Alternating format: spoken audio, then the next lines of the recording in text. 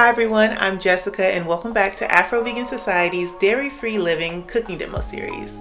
So, I have got the perfect recipe for you. It's really easy, really delicious, and really creamy. And I'm going to be showing you how to make a chickpea chorizo and kale risotto. So, October is National Pork Month, so we thought it was the perfect time to show you how to use chickpeas to make a deliciously flavorful chickpea crumble. It's super simple, just need some spices and a quick toss in the oven. You're gonna love adding these to all types of recipes. And then for the risotto, we won't be using a traditional preparation method. It can be pretty time consuming and require a lot of steps and stirring. Instead, I'm going to be showing you how to use pre-cooked rice in a creamy sauce made from cashews and nutritional yeast to make a risotto that comes together in just a few minutes. I really think you're gonna love this dish. So with all that said, let's get into the recipe. So we're going to get started making the creamy dairy-free sauce for our risotto by using cashews, lemon, salt, nutritional yeast, and water. So we're just going to add all of these ingredients to our blender and blend them on high for 30 to 60 seconds until they're completely smooth. So one of my favorite tips is to use a strainer to catch all those seeds from your lemon, and then once again blend until completely smooth and set aside. Next, we're going to make our chorizo crumble made with chickpeas. So I'm just using a potato masher here to smash up my chickpeas. I want them to have a nice flaky crumbly texture, but not to be mushy. So this is the texture that you're looking for. And then we're going to season them up with onion powder, garlic powder, cumin, smoked paprika, a bit of cayenne pepper, along with some vegetable oil and about a tablespoon of your soy sauce or soy aminos or coconut aminos, just to have a nice savory smoky flavor. So we're just mixing all those spices together with the chickpeas until everything is nicely evenly coated with a bright red color like chorizo. And then we're going to take this and put it into a baking dish, and we're going to bake this in a preheated 400-degree Fahrenheit oven for 20 to 30 minutes, just until it gets a nice crispy chewy texture, and it's going to be a great addition to our risotto. So now it's time to start sauteing our vegetables for this risotto. So we're going to start off by taking a half of a large onion, or you could use one small onion. And we're just going to saute this for a few minutes over medium to medium low heat, and then add the lid so the steam can get trapped in the pan and we can caramelize the bottom of those onions. So this caramelization is going to add some nice smoky flavor to our chorizo.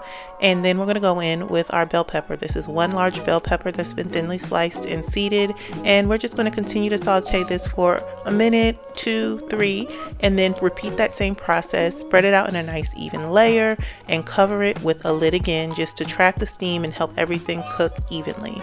And then once our bell peppers and onions have been sauteed and steamed a bit, we're going to go ahead and add in 2 cups of chopped frozen kale. So you could use fresh kale, you could use pre-steamed kale, but I just like using frozen because it's really convenient. It's already chopped up nice and finely, and it cooks up really quickly, so it cuts down on cooking time. So we're just going to evenly incorporate this with the peppers and the onions and help it to heat through. And then once everything is well combined here, we're going to add just a little bit of salt to taste, and then we're going to go ahead and add in 2 cups of pre-cooked rice. So this cuts down on so much cook time with making this risotto because the rice is already cooked, and we're just once again mixing this together. So at first it's going to look like a lot of vegetables, but once you mix, you see that there's quite a bit of rice and it's a great balance of ingredients. And we're going to go ahead and go in with our dairy-free sauce to make this risotto nice and creamy. So I'm just going to mix it together, gently folding the rice and the veggies in with that creamy cashew sauce. And once everything is nicely evenly combined, I'm going to hit it with the lid again. So we're going to add the lid and let this cook on medium low for just about 3 to 5 minutes, just to allow the sauce to thicken and for the rice to absorb some of that creamy sauce. And it's thickening up beautifully at this point. So we're really almost done making this risotto. Depending on how thick you like it, you're going to be done sooner or later, so you could cook it a little bit longer if you want. But now is the time for us to incorporate those beautifully cooked chorizo chickpeas into the risotto. So I'm taking about half of them and putting them in the pan with our risotto here. And I'm just going to add about half into this pan, and then once again gently stir everything together so it's nicely evenly distributed. And all of those spices from the chickpeas are going to get incorporated in with the risotto to import some more savory and smoky flavors and make this really flavorful and delicious. So this is what we're looking for. The texture looks fantastic, and it's time to serve this up. So I'm just adding several scoops of this chorizo, chickpea, and kale risotto into the bowl, and then topping it off with a few more scoops of those deliciously smoky chorizo chickpea crumbles. And after that, it's time to enjoy. This is a delicious dish. You're going to love it.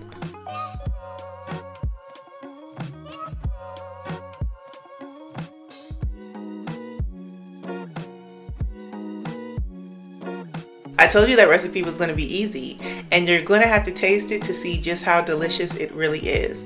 So if you want the recipe for yourself, just visit our website, Afro-Vegan and search for chickpea chorizo and kale risotto. Or if you don't feel like doing all that, just check out the comments or the description of this video, and the link will be right there for you. If you enjoyed this video, please give it a like and subscribe to this channel so you don't miss out on any new, informative, and delicious vegan content from Afro-Vegan Society.